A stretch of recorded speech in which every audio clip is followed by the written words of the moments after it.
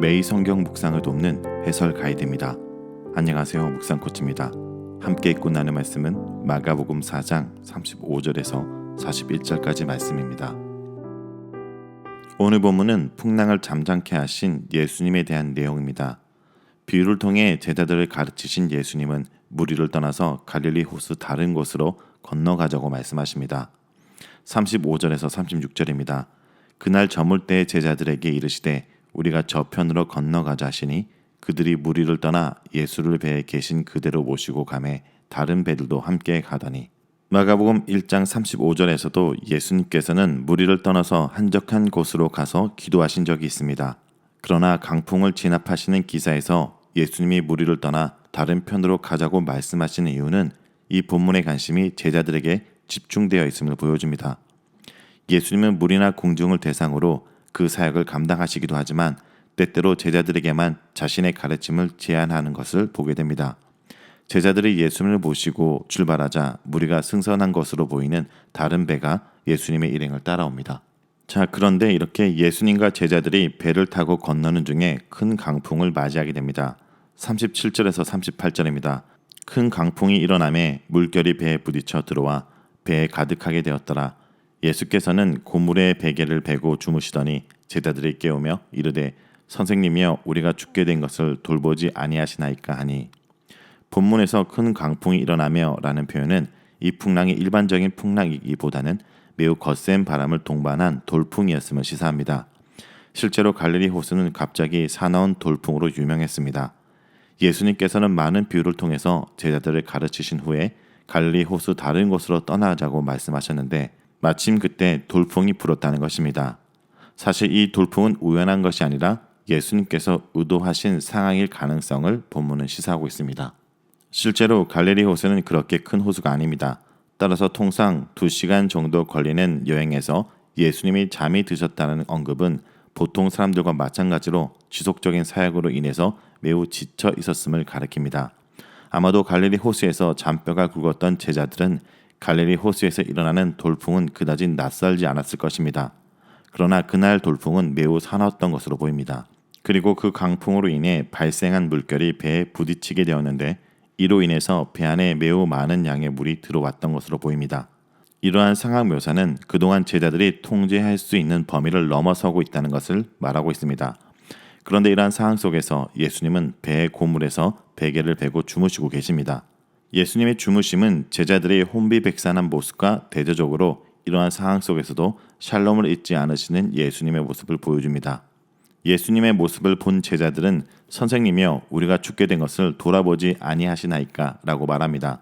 이것은 원어적 의미로 번역하면 우리가 망하게 된 것이 당신에게는 아무런 관심의 대상도 아닙니까? 라고 말할 수 있습니다. 이 말은 우리의 상황을 인식하고 어서 우리를 도와달라는 표현일 수도 있고 이러한 상황 속에서 어떻게 평안하게 잠을 잘 수 있냐라는 비난 섞인 불평으로도 이해할 수 있습니다. 그래서 이 표현은 불평 어린 시선으로 자신들이 처한 절박한 상황 속에서 도움을 요청한 것으로 말할 수 있습니다.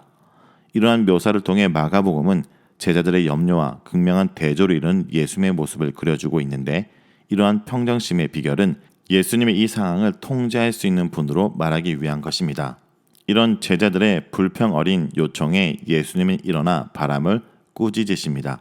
39절에서 40절입니다. 예수께서 깨어 바람을 꾸짖으시며 바다더러 이르시되 잠잠하라 고요하라 하시니 바람이 그치고 아주 잔잔하여지더라.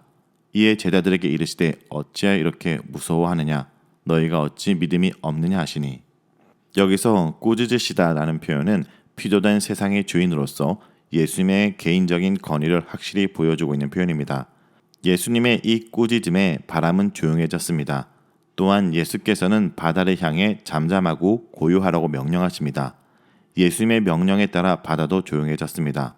예수님께서는 마치 바람과 바다를 향해서 그것이 악한 세력이기라도 한 것처럼 꾸짖으시고 조용해지라고 명령하십니다. 실제로 대자연의 세계가 악한 세력으로 묘사되는 것이 유대 문헌 중에 종종 발견되기도 합니다. 이곳에서 펼쳐지는 자연을 다스리신 예수님의 모습은 41절에서 제기될 질문인 저가 누구이기에 바람과 바다도 순종하는가에 대한 해답의 역할을 하고 있습니다. 유대인들에게서 바다와 바람을 다스릴 수 있는 유일한 분은 창조주 하나님이십니다. 그런데 예수님의 모습 속에 그들은 하나님에게서나 기대할 수 있는 모습을 보았기에 놀랐던 것입니다. 마가복음을 비롯한 공간복음에서는 예수님의 모습 속에 자기 백성들에게 돌아올 것이라고 구약의 선지자를 통해서 예언하셨던 하나님의 모습을 말하고 있습니다. 40절에서 이제 예수님의 관심은 제자들을 향합니다. 그들이 무서워하고 두려워한 것은 예수님의 하나님 나라에 대한 가르침을 들었음에도 불구하고 믿음이 없었기 때문입니다. 예수님은 앞선 단락에서 예수님의 인격과 사역을 통해 이미 이 땅 가운데 임한 하나님 나라를 가르쳐 주셨습니다. 그런데 제자들은 여전히 그러한 가르침에 합당한 반응을 보이는데 실패하고 있습니다. 실제로 제자들은 갈릴리 호수에 닥친 돌풍으로 인해서 예수님께서 어떤 분인지를 인식하는 데 실패하였습니다. 예수님의 꾸지람은 제자도라는 것이 실제적인 신뢰를 의미하고 염려와 걱정을 배제하는 믿음을 수반한다는 사실을 더욱 강조해주고 있습니다. 그리고 이제 41절은 이것을 본 사람들의 반응입니다. 그들이 심히 두려워하여 서로 말하되 그가 누구이기에 바람과 바다도 순종하는가 하였더라. 제자들은 예수님의 꾸짖음에 바람과 바다마저 순종하는 것을 보고 놀랍니다. 구약에서 바다가 하나님의 명령에 순종하는 것은 하나님 자신의 주권을 드러내주는 표현이었습니다.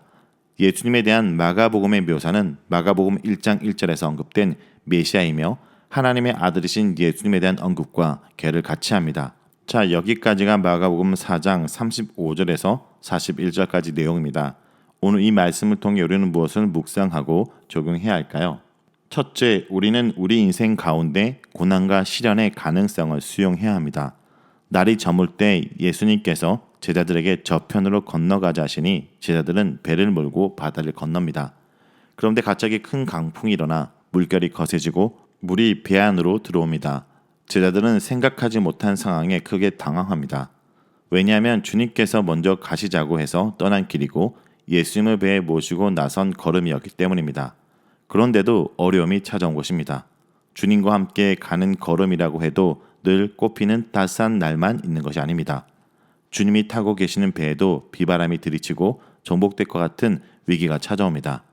그러므로 우리는 언제든지 찾아오는 시련의 가능성을 열어놓아야 하고 그 시련을 하나님께서 허락하신 것으로 알고 겸허히 수용할 수 있어야 합니다. 하나님은 우리 인생 가운데 고난을 피하도록 하시는 분이 아니라 그 고난과 시련 속에 함께하는 분이라는 것을 기억해야 됩니다. 둘째, 주님의 능력을 믿고 의지해야 합니다. 위기가 닥쳤음에도 예수님께서는 고물에서 편안히 주무시고 계십니다. 조급해진 제자들은 급히 예수님을 깨우며 자신들이 죽게 된 상황을 말씀드립니다. 자신들의 딱한 처지를 돌아보지 않으시는 주님을 원망합니다. 그제야 예수님이 일어나셔서 바람과 바다를 향해 잠잠하라고 명령하셨습니다. 그러자 놀랍게도 바람과 바다는 고요해졌습니다. 주님께서는 풍랑이 있는 바다의 혼돈의 세력을 다스리십니다.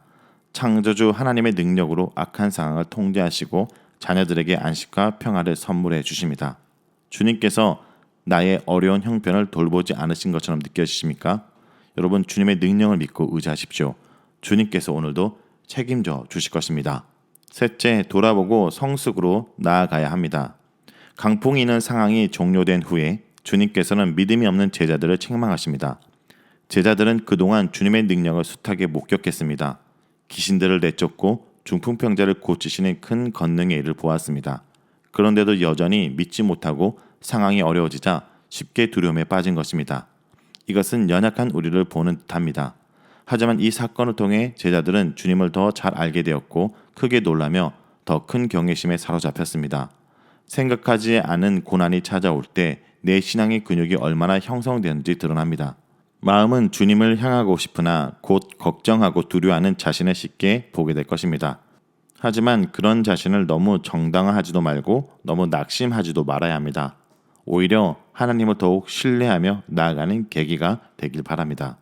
여러분, 예수 그리스도를 믿고 주님과 함께 가는 삶의 여정 가운데도 우리 인생 가운데 예기치 않은 돌풍이 일어나고 강풍이 붑니다. 하지만 그것은 예수님이 나와 함께 하고 계시지 않기 때문에 일어나는 것이 아니라 오히려 예수님이 그것을 통해서 함께하고 계시다는 것을 깨닫도록 하는 기회가 된다는 것을 잊지 말아야 합니다. 오늘 하루도 주님께 더욱더 신실함으로 나아가는 성도 여러분 되길 간절히 기도합니다.